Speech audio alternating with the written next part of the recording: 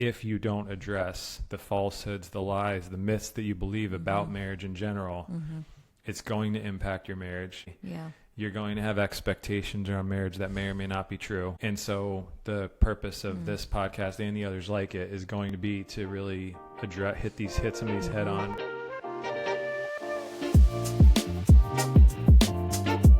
All right, welcome to another episode of Your Bold Marriage Podcast.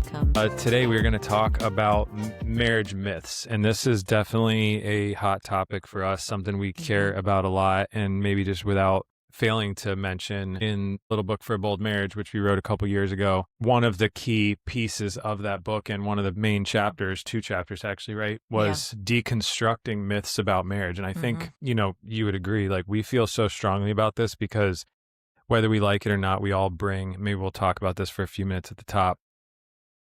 We all bring preconceptions into our marriage. We've done it. Yeah. Everybody does, right? I don't think a marriage exists where there are not myths and preconceptions that need to change. Yeah. Do you agree? Yeah, of course. And I think the purpose of why we felt so compelled to put that in the book and now talk about it here. And by the way, we're going to kick off, we'll sprinkle in a series around myths in your marriage that you need to deconstruct.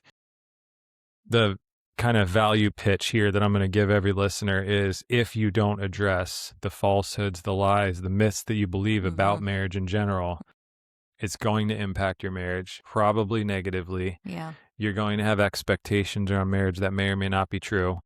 And so the purpose of this podcast and the others like it is going to be to really hit some of these head on. Well, and I think if you, as a believer, as a Christian, we know that the devil is the father of all of lies.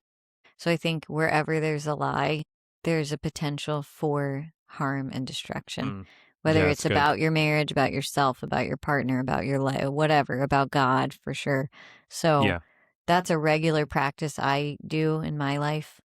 Just asking God, is there any lie I'm believing? And that's a good thing to ask even. Is there any lies I'm believing about my partner or about my marriage? So I think we're really big on identifying what those are, challenging them, changing them so you can thrive. Yeah.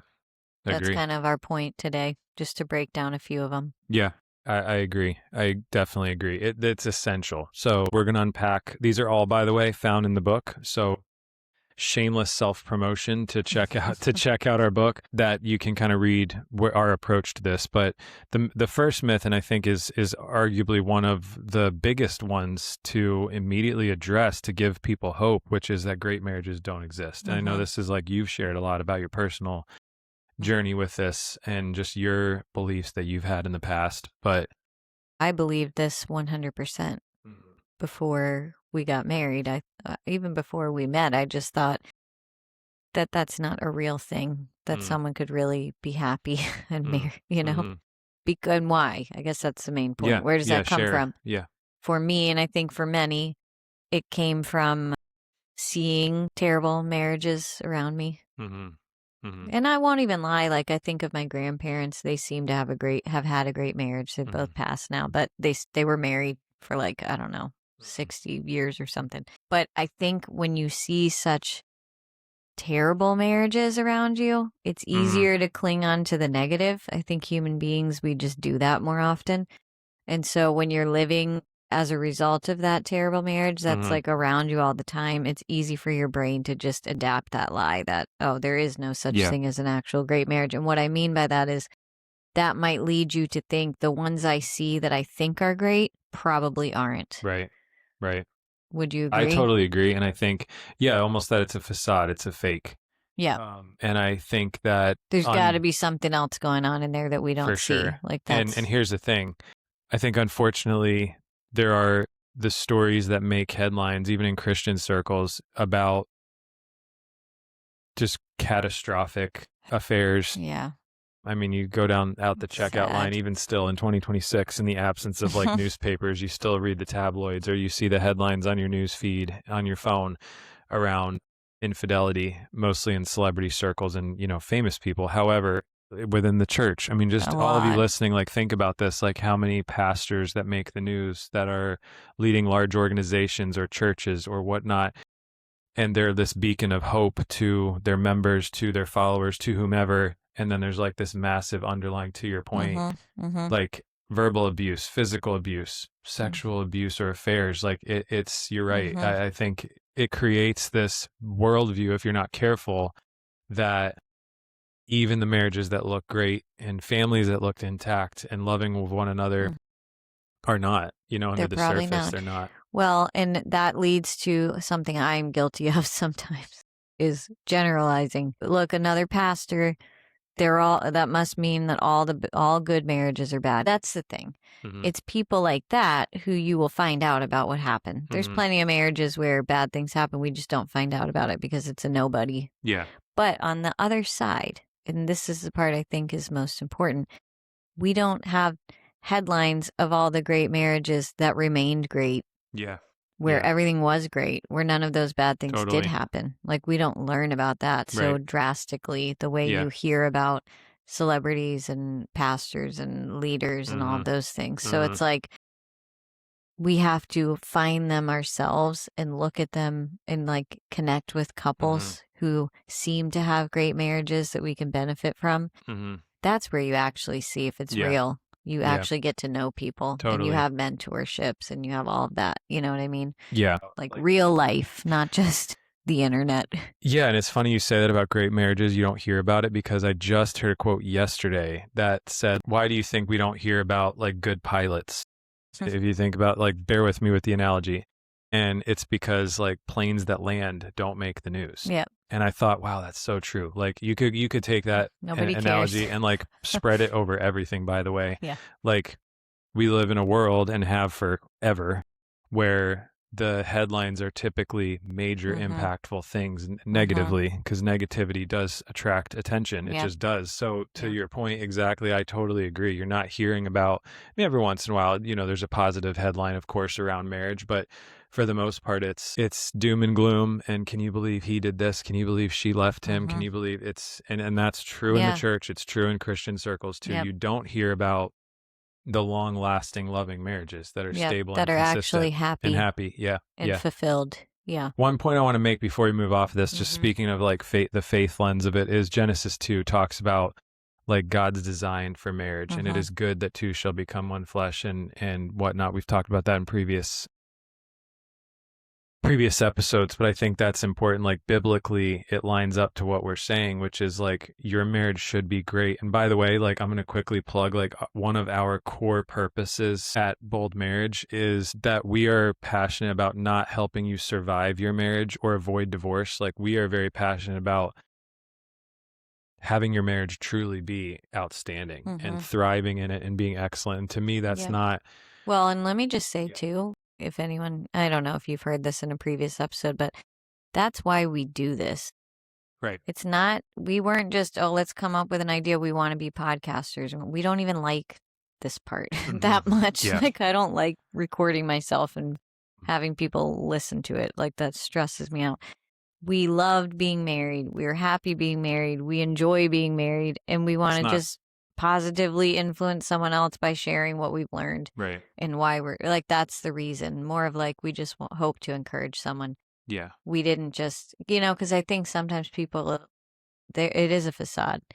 They're faking it and they're just putting on a show. Like, I don't want to be putting on a show. That's the last thing I feel like doing. I actually just hoped, and I know you agree, this isn't natural for either of us. So it's like, we actually love being married, and we want to encourage someone else to get to that same place. Yeah. That's our purpose. Well, so one thing though, the thing about great marriages don't exist.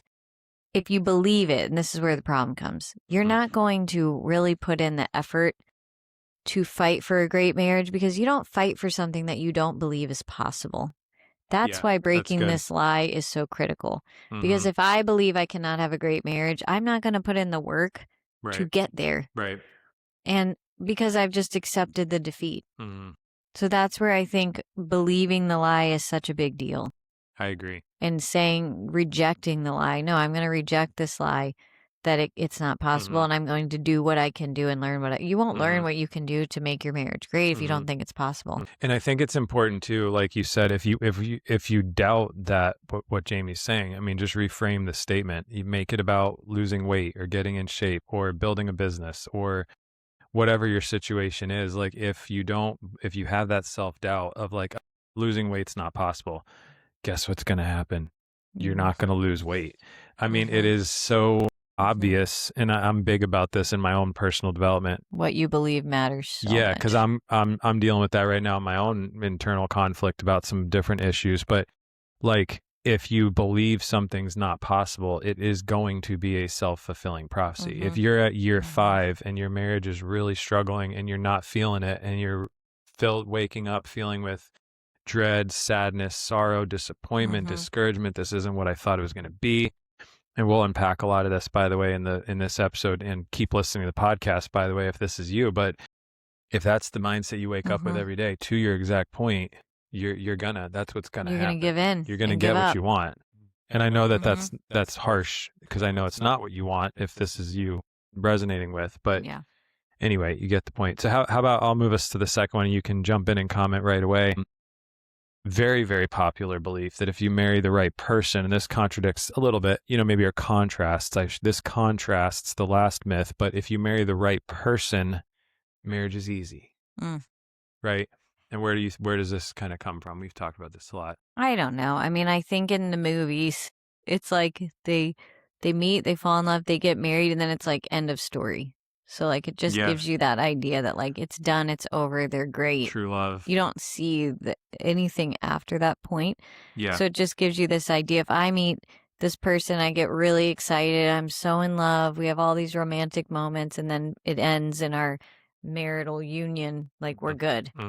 That's just my thought. Or like I think a lot of people blame why their marriage is really struggling with, well, I married the wrong person. Which then leads to that opposite belief that if I'd married the right person, this wouldn't have been so hard. Yeah. And while I will say this, that is sometimes true, that you did marry someone you had no business marrying, and your marriage is a lot harder than it should be. And by the way, to interrupt for that you there, reason. Quick plug to the last episode we just did. If you have a single or engaged person out there that you're friends with, share the last episode with them. We talk about how important it is to make the right decision about who you marry for the reason you just said. It's a huge deal. Yeah. So I think more so what we are talking about is, let's assume you did marry the right person. That doesn't mean it won't take some work. Right. However, I do actually believe it's a lot easier than if you didn't marry the right person. So it's kind of, this myth is a little bit strange, because like it shouldn't be like this insurmountable task to be happy if you married the right person, but it doesn't mean it's just all roses and it's easy and there's no effort. Yeah. Yeah. Yeah. I don't know if that makes no, sense. I totally agree. And I think it's really misassociation of exactly what you just said, like infatuation with your dating partner, let's just say that, or your romantic interest. And that's kind of where the phrase honeymoon phase comes from, right? Is like there's this time period where you're getting to know each other and you're going on fun dates, and the love is new and it feels exciting. And everybody goes through that. And by the way, like if you're not feeling that with someone you're dating, I'll mention again That's the last not good. episode, like not great if you feel none of those things while you're dating someone, because it should be exciting, it should be fun, you should be looking forward to seeing the person and then moving your like relationship thinking forward. about your future. But I do think there's a lot to this, to the exact points that you've made.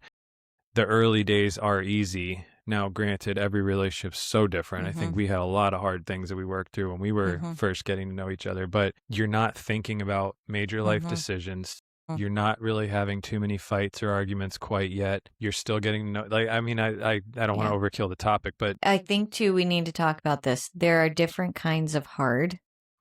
So like if you're saying, oh, marriage is so hard, and it's because you can't stand your partner, there's nothing you like about them, you don't enjoy being together, you fight about everything, you don't get along, maybe like there's problems there that are deeper.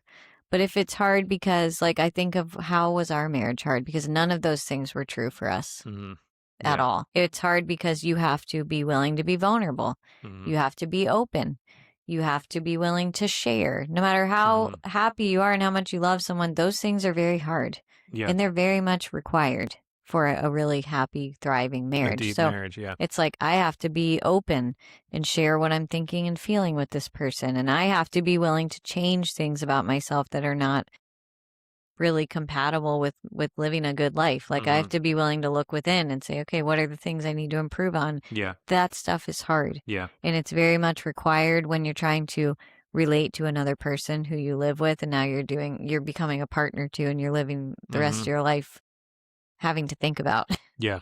Yeah. So it's like, it's hard in those ways. I think if you do marry the wrong person, it's hard in the other way that I mentioned. You know what I'm saying? Where you just don't even like the person. You can't get along. Like that's a different problem. Yeah.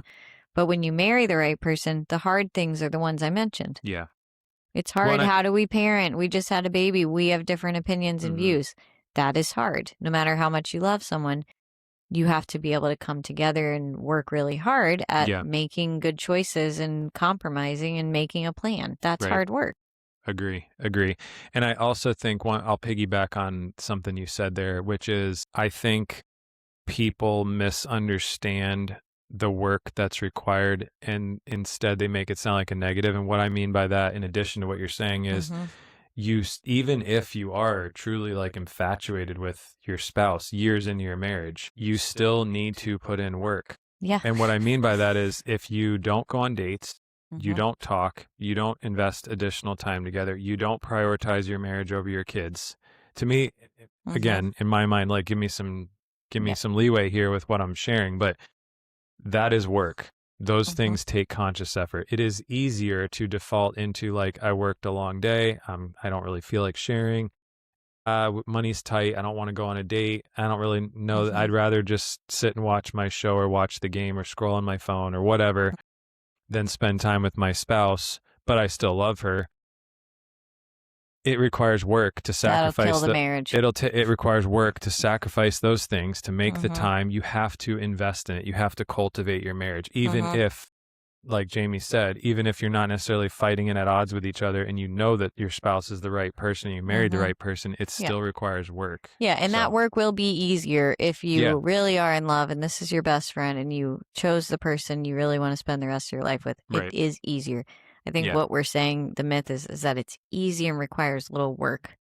No, you have to put in, I have done so much work on myself. So have you, to be better partners to each other. Yeah. We are very different people. We've had to compromise and work on how we approach life, how we approach parenting, it hasn't been that hard because we're so close and we're best friends and because we put in all the work. Yeah. Yeah. You know what I'm saying? Like to connect and to grow but some people literally go into it thinking they don't have to do any of that. Right. Because, I married, it'll be fine. No, you have to do a lot of work that's worth it and exciting. Yeah. If you approach it in the right way. Yep. Agree. I think another myth too that we could touch on here is the first early years are the best years. And that if you can make it to 7 years, like that 7-year itch thing, then you're good to go. What do you think about that?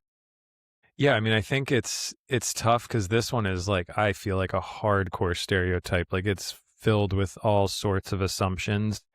I think it's great that we're talking about this one right on the heels of the last myth that we talked about, because I do think these two flow together, right? So if you think your marriage is easy and it's that honeymoon phase, the infatuation phase, obviously like most marriages, I don't have a stat in front of me, but that'd be a good one, is, the average time people are married before they have kids. Like I think you're probably not having children immediately when you get married. I know that that's totally different for every couple, of course, but I think those things play into this where, okay, you're building your life together. You went on your honeymoon, you're figuring out your living situation. You're probably like acquiring a home or decorating a home or doing all kinds of like fun things, making friendships as a couple, going on trips, no kids in the picture yet, focused on each other. Like I think those are the things, if I had to guess, that create that view of the early years are easy.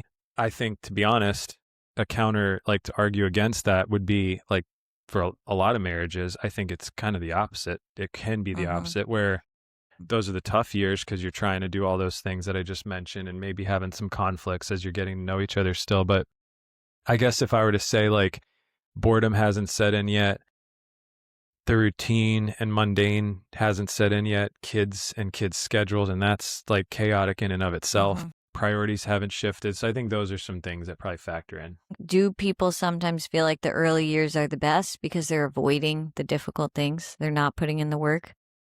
Do you know what I'm saying? So like, oh, this is the best because it's carefree. Well, that's because we haven't yet adjusted to the fact that you're unwilling to talk about difficult things. I've just kind of been able to accept it for so many years. But now I'm realizing, okay, hold on. Yeah. And now marriage is getting hard because you're expecting more from me. Yeah. You know what I'm saying? I do. Yeah. So it's like, I honestly think, and I've seen this play out, the people who in the beginning of their marriage, they tackle all the hard stuff. They have all the hard conversations. They work through the difficult challenges. They're not afraid to feel and to be open and to communicate. Their marriage is just, like health, learning how to have health. The more you have conflict in the beginning, and if your goal is to get better at it and to do it right, I mean, the way we have a conflict now compared to 10 years ago, it is not even close. It's so much easier. Yeah. Because we didn't avoid hard things. We just jumped right in. Like, and that was kind of a philosophy of like, we're not going to let anything linger. Well, that makes life a little bit more challenging. People who avoid and ignore it and, oh, I can just let that go. What happens? You're good for a while until bitterness and resentment start building up, and then it gets hard. Yeah, I agree. So I think when you make your goal in the beginning, no, we're going to do this right. We're going to have a difficult conversation. We're going to, if conflicts arising, we're going to handle it. We're not going to ignore it or avoid it, sweep it under the rug. And then you deal with things as they come. You have a lot more fun in those years too. Yeah. Yeah. You know? Yeah. Yeah. I totally agree. I think the point I'm hearing you make too, and I agree with you about how we handled it, was like, it's in 100%. And that hopefully that's like the takeaway across all this. By the way, you and your spouse, you are in the driver's seat. You determine whether you're going to follow these myths and stereotypes or whether you're going to reject it and figure things out. And I think you're bringing up a really good point, which is, you set the pace of how this is going to go. If it's easy but hard mixed together, okay, because you're having the hard conversations in light of having fun and not having those extra burdens in life, like, okay, like, yeah, the early years are easy, and you're setting yourself up for success later also simultaneously. But I do agree with you. I think if you're just kicking a can down the road and avoiding hard things and you're not really getting to know each other like intimately, and by the way, intimately, I don't mean sexually. I mean like in every possible way. There's depth in your marriage. If you're avoiding that, you're just kind of having fun in those early years and avoiding hard topics and avoiding conflict. Like you're kind of setting yourself up for tough seasons ahead. Yeah. So it might be easy because you didn't deal with anything. Yeah. And then later, you can't do that forever. Yeah. Yeah. There's no scenario where that works forever. I don't think. I'm going to shift us here quick, and I'm going to talk about a myth that like is completely the opposite here. So here's another thing that's popular in culture, is like this phrase of the 7-year itch. And I forget where it comes from. I feel like we maybe plugged that in our book. Like there actually is someone that originated this. And the concept of it is that if you make it 7 years, you are more likely to have a longer marriage. And I don't know whether there's truth to that or not, but let's talk about that. Research. Let's talk about that for a little bit. Like, again, it's putting like false external factors on your marriage and giving you like set parameters, which obviously like we're not a fan of for a lot of reasons that we're talking about here. Well, it really has nothing to do with time. Right. Time's irrelevant. It's what work are you putting in? Yeah. And are you maintaining your love, your friendship, your connection? Yeah. Because lots of people choose to just suffer. And they get to 7 years. Okay, you've hated every minute of those 7 years. It doesn't matter that you made it 7 years, you know? Not to mention, I think in Christianity, yes, the divorce rate is the same. But I think a lot of people stay in marriages they're miserable in well past 7 years because they're not allowed. That's like, you know what I mean? Like, oh, divorce is all these terrible things, which I'm not disagreeing with. But I'm just saying, it's like, just because someone's been married 7 years or more doesn't mean they're happy. Right. Doesn't mean they have a great marriage. Yeah. Like, I think there's times where people get praised. Oh, you're at your 30-year anniversary and everyone's so proud of them. You haven't put in the work or the effort at all and you're miserable. To me, that's almost like a shame to God that you...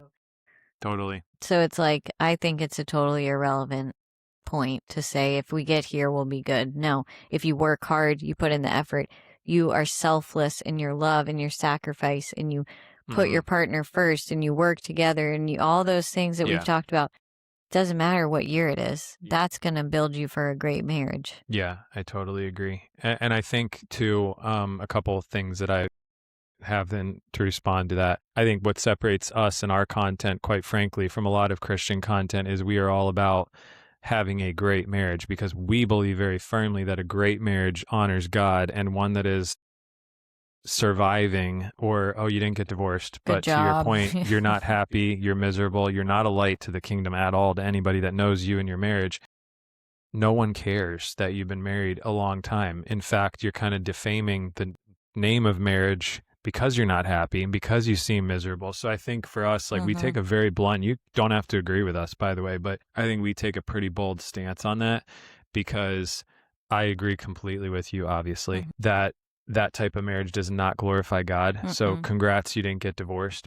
And by the way, a statistic we do plug all the time on this, divorce rate hovers around 40%, give or take. And then of marriages that remain together, we pulled a statistic that 6 of 10 are self-proclaimed, by the way, to be unhappy. So just think about that. 4 in 10 fail. Of the remaining, there's 6 out of those 10 that are unhappy. And yet many, because there's a weird, this is a separate issue, but there's a weird obsession in the church of like, don't get divorced, don't get divorced, don't get divorced, where there's little to no concern for like, what's it like in your marriage? Yeah. It's like, oh, just be proud you didn't get divorced. How about you should be so ashamed of what your marriage looks like and how little effort you put in and how ungodly it is and how you're not doing anything for the kingdom. Like, and just to clarify, we're not condoning divorce. Obviously, that's not what we're talking about. We're condoning misery in your marriage and not putting a lot of effort and care into it. Yes, 100%. I just don't want anybody to mishear what you're saying there. Yes, I think a critical point here is, before we move on to the last final myth that we'll cover on this episode, like, quit comparing yourselves to cultural timelines. By the way, we've talked in a past episode about gray divorce, which is when you get divorced like in your later years of marriage, and like after the kids leave the house and you look at each other and you realize, like, stayed together for the kids, not interested anymore, I want to go live my life. So the 7-year thing is just not true at all. For what it's worth. But I think the point being is, forget that. Like, forget even what the comment I just made about waiting till the kids leave. Like, you should focus on yourselves, you and your wife, you and your husband, being the best that you can be, working on yourself. So you shouldn't try to bind yourself to any cultural stereotypes. So the last one, I think, really fits into this theme for this. And we're only talking about some of the myths we cover in our book. Yeah, correct. No, it's the last one we'll talk about today. Yeah, that's correct. So we'll keep coming back to this topic every once in a while. We'll sprinkle these into our episode flow. But this one's important because I think it fits in a little bit with, like, if you marry the right person, marriage is easy. It kind of fits into that a little bit. And that's like, love conquers all. And it's this thought that, like, if you have real, deep, true love, it will carry you through anything. And I think, to your point earlier, like, you were kidding but not kidding about the movie pushing this theme. I think obviously like, we can see this, that like, the love should carry you through tragedy. It should carry you through loss, through hardships, through what are your thoughts? I think we have to differentiate what people mean when they say love conquers all. It's more they're thinking of how they feel. It's a feeling. And although we've talked about it really matters how you feel, don't let anyone tell you otherwise. It does matter. Sure. You should feel good about your partner and about your marriage and feel happy and excited, although that is not what will sustain you, how you feel, because that changes and fluctuates and you have to work hard to figure that out. But love as an action, choosing to act in love in the way that God calls us to, will help you conquer difficult things. But I don't think that's how people think of it when they say this. Yeah. Do you agree? That's the myth we're uncovering, is like, if I'm just in love with someone, it'll take care of itself. The feeling. Yeah. Yeah, I totally agree. Not true. Yeah. It requires quite a lot of action. Yeah. Talk about that. Well, I think I know a verse we have here in our outline, 1 Corinthians 13:7, and I feel like this is like to every Christian wedding reception ever, where this has been read by someone. So shout out to all of you out there that have read this at a wedding. But that love bears all things, believes all things, hopes all things, and endures all things. Every single verb in that verse is an action. It's not an emotion. So I think, now granted, of course it's both, but your point is that goes back to work. Like you have to consciously work on each of those things. You have to, okay, if you say you love your spouse, well, what does that look like? Yep. Explain what you do that shows your wife that you love her. And choosing to act through love the way God calls us to often produces those emotions. Mm-hmm. I won't say, because we talked about this last week, if you never felt those feelings, I don't know that will work because they were never there in the first place. Yeah. And there's lots of people that you could know that you'll never feel those feelings toward. So don't hear me say that, like that, oh, if you never had those feelings and you just act out your love, you will. That's not guaranteed at all. That's a good point. But if you have felt those ways and then suddenly you're kind of like, whatever's happened, you're not feeling it. Mm-hmm. When you act in your love, you start feeling it more. I love that. Yeah. That's so good. If you really want to feel positive feelings toward your partner, start acting like you love them. Mm-hmm. Start hoping that things can get better. Yeah, believing the truth, bearing. Yeah. And I think there's even that other verse that's like, love is patient, love is kind, all those actions as well. There's a lot. Yeah. Yeah. So it's like when you start acting out those things, it does get easier to deal with the problems. Well, and I think it gets easier. I'm thinking of our own marriage and things that we've walked through, whether in the distant past or even in more recent years, like really, really, really difficult things. The love that we have for one another helps, but we have absolutely had to work on it. Like meaning, and the point is, you can't just get through it on love. That does not work. That because you're not really doing anything. Like I could love you and you could love me, and it's like, but you're grieving a loss, for example. If I'm just like, I love you, but we're not praying together, I'm not listening to you, I'm not supporting you, I'm not encouraging you. Like those things are work. That's work. Those are the action parts of it. So I think that's a good example too of like marriage is easy. Well, it's not that easy when your spouse loses a loved one and they're crying all the time. And they need you to be there to hold them and listen to them and encourage them and support them and maybe pick up some slack around the house because they're grieving and they can't get all their stuff done. Right. That's hard work. Right. Right. Is it easier to do that for someone you chose the right person and you really love them and you have positive feelings toward them? Yes, but it still requires a lot of work. Effort. Yeah. I love that as an example. Yeah. No, that's good. So I think the point to this one is separating those love as a feeling versus love as an action. And the action is what survives hard seasons, I think. So maybe just to move towards the close, like our recap is that you have to have hope in your marriage if you want it to really stand the test of time in a good way, not just a surviving way, but in a thriving way. You have to realize that easy is not guaranteed and it looks different. And at the end of the day, like stop trying to take preconceptions that you have or social stereotypes or cultural stigmas and apply them into your marriage. You have to reject that, really reject that. Well, and even like thinking of like that one, the myth we talked about where the first years are the best years, believing that lie can lead somebody who's having a really hard first year because they're doing all the stuff, they're dealing with things, maybe they have hardships that other couples don't have in the first year, to then thinking, oh great, we're going to fail. Right. This is hard and it should be the best year. Yeah, well, true. If you don't believe that lie, you'll think differently about it. Yeah. Where it's like, no, we're just going through things that we didn't expect to go through in our first year, and we're doing it right, which is sometimes hard and painful. And it's connecting us in a deeper way than that couple over there who hasn't had any difficulty yet, who's just going and traveling and enjoying their life. It's different. Yeah. So just throwing out that lie will help you to not lose hope when it doesn't look like you believe it should. Yeah. You know? Yeah. I agree. That's why this is so meaningful, to get rid of lies you believe. Ask God to show you. So that's the takeaway is like, do you believe one of these lies? Yep. Do you believe one of these lies? And maybe you and your partner believe a different lie. Might not be the same one. Challenge yourselves, ask the question, and then ask God for help in changing your belief. For me, when I think of a lies that I'm believing, in Jesus' name, I reject this lie. I reject the lie that marriage is not going to be good and that it won't change. And then you have God to help me replace it believe with the truth. Yeah. That a great marriage is possible because you created marriage, God, and you have a good plan. And you don't make things just for them to fail and be miserable. Yeah. At the end of the episode, so there's your homework. There's the takeaway to work on in your own time, but also with your spouse. So thanks for being here. I hope you enjoyed the episode. Tune in for the next one. So please subscribe for more just like this, and have a great week. See ya.